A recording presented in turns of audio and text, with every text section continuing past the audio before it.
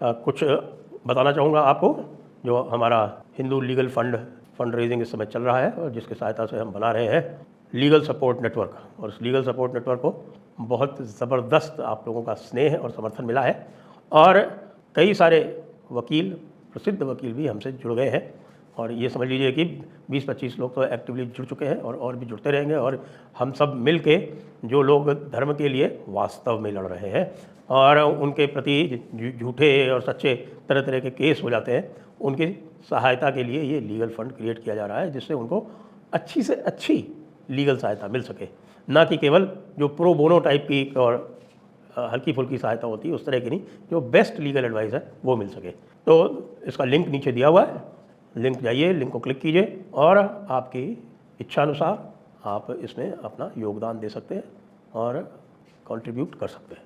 नमस्ते, आप सभी से अनुरोध है कृपया हमारे चैनल को सब्सक्राइब करें, वीडियो को लाइक भी अवश्य कर लें। पश्चिम बंगाल में तो खेल चल ही रहा है, लेकिन अब खेल दूसरा आरंभ होने वाला है, और वो खेल है ऑपरेशन 164। ये ऑपरेशन 164 है, और दूसरा ऑपरेशन है ऑपरेशन 366। आप कहेंगे कि साहब ये ऑपरेशन 366 और 164 क्या है? आते हैं उसके ऊपर। ये आपको बताएं कि 164 जो है वो 2/3 संख्या है राज्यसभा में, और 366 है वो है लोकसभा में। तो इस समय राज्यसभा में तो बहुत कम अंतर है, लोकसभा में थोड़ा अधिक अंतर है। तो ये कैसे होगा वो मैं बताता हूँ। उसके पहले थोड़ा सा अपडेट कर दूँ आपको। तो पश्चिम बंगाल में कल कुछ ऐसे कार्य हुए हैं जिससे कि शुभेंदु अधिकारी और भी लोकप्रिय हो गए, क्योंकि दुष्टों के दुष्ट गार्गा चटर्जी, दुष्ट दैत्य राज, दैत्यों के राजा सुजीत बोस, और साथ में शमीम अहमद, इनमें से 2 तो गिरफ्तार कर लिए गए। गार्गा चटर्जी गिरफ्तार हो गए।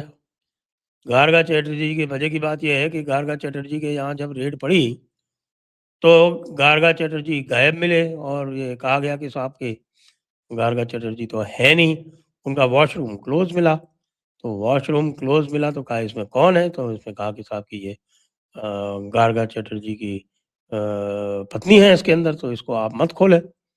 तो कोई बात नहीं, फिर खुलवाया गया। जब वो महिला कर्मचारियों के सामने जब वो खुलवाया गया तो उसमें से एक बुर्का नशीन महिला निकली।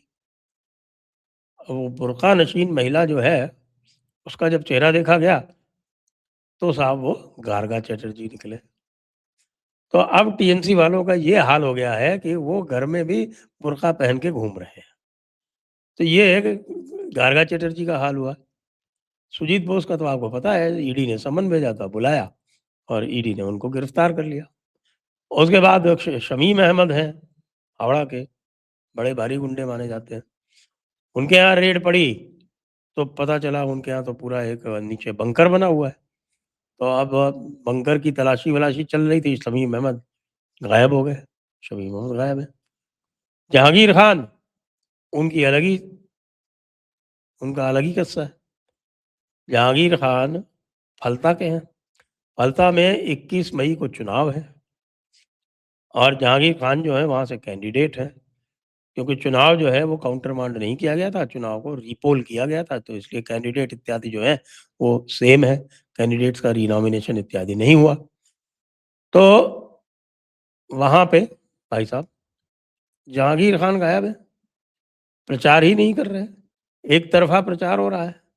तो इसका मतलब तो ये हुआ कि फलता की जो 208वीं सीट बची हुई है, वो भी भारतीय जनता पार्टी को आने जा रही है। जहांगीर खान का कुछ पता ही नहीं है। इसके बाद फिर और भी बड़े-बड़े दुर्दांत आतंकवादी टाइप के लोग जो हैं वो भागे-भागे घूम रहे हैं। उनके कोई चेष्टा करने पर भी उनका अता-पता मिल नहीं रहा है, और जो कोई हैं वो कुणाल घोष जैसे हैं। कुणाल घोष ने प्रतिदिन जो एक पेपर निकलता है कोलकाता से, उसके वो कंसल्टेंट थे। कंसल्टेंट का मतलब समझते हैं? वो कंसल्टेंट क्या किया करते थे? वो कंसल्टिंग ये करते थे कि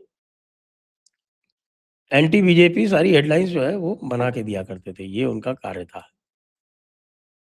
अब भद्रलोक को उन्होंने चट्टोपाध्याय जी को बना दिया है वो एलओपी दिखाने के लिए, लेकिन सबको पता है कि भाई हाल क्या है। अब लोग जो हैं वो खुद घूम-घूम के, ढूँढ-ढूँढ के गुंडों को उनका निपटारा कर रहे हैं, और जब उनका निपटारा करते हैं तो वो गुंडे जानते हैं क्या करते हैं? वो बीजेपी वालों को फ़ोन करते हैं कि देखिए, देखिए पब्लिक हमको पीट रही है। तो फिर पुलिस जाती है और उनको बचाती है। हालाँकि मुझे लगता है कि पर्याप्त समय दे देना चाहिए, बचाओ ज़रूर जाके, लेकिन थोड़ा समय दे के फिर बचाओ। ये लोग ऐसे नहीं हैं, जो कि आपकी जो उदारता है उसपे, यदि आप कभी इस चक्कर में फँसे, तो वो भी उदार रहेंगे, इसकी कोई गारंटी नहीं है। बहरहाल, जो स्थिति है पश्चिम बंगाल में, उसमें तो तृणमूल तो अब लगता है सदैव के लिए समाप्त हो जाएगी। लेकिन फिर सीपीएम, कांग्रेस इत्यादि हैं, इनका भी कोई रिकॉर्ड बहुत अच्छा है नहीं। अब आ जाते हैं ऑपरेशन 164 और 366 पे। तो इस समय अगर मैं आपको लिस्ट बताऊँ, तो इस समय पूरे सदन में 123 सीटें तो हैं राज्यसभा में, 123 सीटें तो हैं आपकी भारतीय जनता पार्टी की, और 17 सीटें हैं उनके सहयोगियों की। उसके अलावा 7 सीटें नॉमिनेटेड हैं। तो वो 7 सीटें नॉमिनेटेड हैं, वो सारे के सारे भारतीय जनता पार्टी के ही नॉमिनेटेड सदस्य हैं, तो वो भारतीय जनता पार्टी के साथ ही वोट देते हैं, हैं? ये पक्की बात है। तो हो गए 147, 2 इंडिपेंडेंट हैं, वो भी साथ में। तो इस समय 149 की संख्या भारतीय जनता पार्टी के पास राज्यसभा में, एनडीए के पास भारत राज्यसभा में है। बल्कि ये अगर देखा जाए तो 123 होने के बाद में भारतीय जनता पार्टी जो है, इस समय वहाँ 245 की ही संख्या है। तो 245 की संख्या में 164 बनता है, तो 245 की संख्या में आप जानिए कि 245 में 123 जो है वो एब्सोल्यूट मेजॉरिटी है। तो राज्यसभा में पहले ही एनडीए की नहीं, बल्कि बीजेपी की अपनी अकेले एब्सोल्यूट मेजॉरिटी बैठी हुई है। अब 17 सदस्य आने हैं, 17 सदस्य। 17 सदस्य में मैं आपको बता दूँ कि 10 तो पूरी तरह से तैयार बैठे हैं, बल्कि तैयार तो 13 के 13 बैठे हैं, तृणमूल वाले 13 के 13 तैयार बैठे हैं। लेकिन उनमें से कुछ 3 एक ऐसे हैं जिनको भारतीय जनता पार्टी स्वीकार नहीं करेगी। तो कुछ ही दिनों में देखेंगे आप कि ये जो 10 तृणमूल वाले हैं, ये भाग के, जिस तरह से आपने देखा आम आदमी पार्टी वाले भाग के आए भारतीय जनता पार्टी में, उसी तरह से ये भी जो है वो भाग के आने वाले हैं भारतीय जनता पार्टी में। 13 में से 10। फिर क्या बचा? जब संख्या पहुँच गई 159, तो बचे 5। 5 तो कहीं से ले लेंगे यार। 5 की भी कोई गिनती करने की ज़रूरत है क्या? तो ये मान लें कि अगले 2-3 महीने में 2/3 मेजॉरिटी भारतीय जनता पार्टी की राज्यसभा में हो जाना निश्चित हो गया है। पूरी तरह से निश्चित है ये, कि 2/3 मेजॉरिटी राज्यसभा में आ जाएगी। अब बचती है लोकसभा। लोकसभा में मामला ज़रा गड़बड़ है। लोकसभा में चाहिए 366, और 366 में भाई 66 की कमी है, क्योंकि अभी इनके पास 300 ही हैं। आपको ध्यान होगा, जब अभी महिला बिल पे बात हुई थी, तो उसमें 299 आए थे, और एक सदस्य कोई थे नहीं, 300 हैं इनके पास। 66 चाहिए। अब ये 66 तो कैसे आएँगे?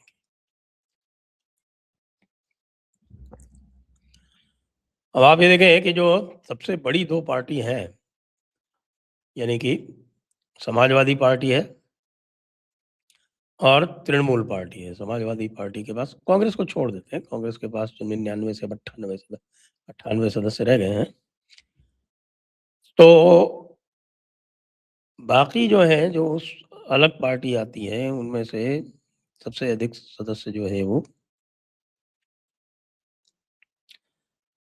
सबसे अधिक सदस्य जो हैं वो हैं आपके समाजवादी पार्टी के पास 27 और आपके 37 और 29 हैं तृणमूल के पास। 29 हैं तृणमूल के पास। तो भई ये छाछठ के छाछठ तो आने वाले हैं नहीं, इनमें से बहुत से ऐसे हैं जो स्वीकार भी नहीं होंगे भारतीय जनता पार्टी को। तो फिर क्या होगा? तो उसके लिए भई डीएमके को ढूँढना पड़ेगा क्योंकि डीएमके के पास 22 एमपीज़ हैं और डीएमके जो है वो हारी हुई पार्टी है और हारी हुई पार्टी भी ऐसी है कि करप्शन के चार्जेस के कारण हारी है। ऊपर से उनके जो लीडर ऑफ ऑपोज़िशन बने हैं उदयनिधि स्टालिन, उनका सनातन के विरुद्ध विश्व वमन जो है वो जारी है। तो सनातन के विरुद्ध विश्व भवन से मुझे ये बताया गया है कि डीएमके के कई सदस्यों को ऐतराज़ है, आपत्ति है। उनका कहना है कि इन्हीं कारणों से हमारी पार्टी की हार हुई है और ये उदयनिधि स्टालिन मान नहीं रहे। तो आप ये मानिए कि 13 आपके सॉरी तृणमूल के जो 29 सदस्य हैं, उनमें से लगभग 25 वो तो बिल्कुल तैयार बैठे कि हम तो पूरी पूरी तरह से तैयार बैठे। फिर बचेगा जो बाकी जो 40 का आंकड़ा है, वो पूरा करना कैसे है? मैंने आपको दे दिया कि भाई देखो 22 तो डीएमके के हैं और 37 समाजवादी पार्टी के हैं। समाजवादी पार्टी के अभी तो टूटना मुश्किल लगता है, लेकिन समाजवादी पार्टी यदि हार जाती है 2027 में, तो ये निश्चित तो ये निश्चित टूटेंगे। 2027 में क्या प्रॉस्पेक्ट है समाजवादी पार्टी के?